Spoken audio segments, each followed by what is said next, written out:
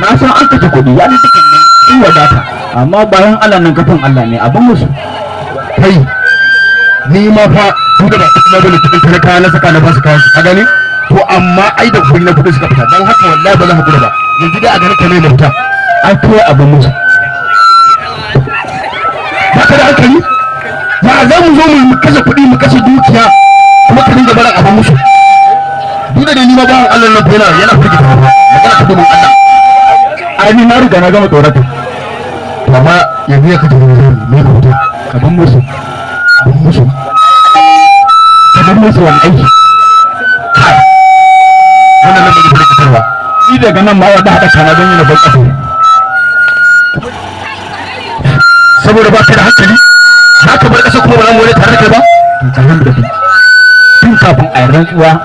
kai ka san da zai mai zai faru kana ji za mu dinga fitowa kasan shi in mugu ya cika mugu haka ne bayan zaɓe ma za mu dinga fito da wasu abubuwa wanda za mu dinga yi wanda hakan zai sa a dinga tunanin mutanen kirki kai wannan abin da kake gani wannan gwamnatin da aka yi duk ta fi ƙarfin wannan abu ba za mu samu su kone ba kayan da mai jere gurin da ya fi wannan wallahi Allah duk ya an yi kwama a tala da su kai ka sani ba mu tashi a tota babu ne wannan kuma mai yin da zai shi idan ciwon zuciya na kan ya zan yi da rayuwa kan Allah ya ƙuri kasan ba mu da magani ba wadanda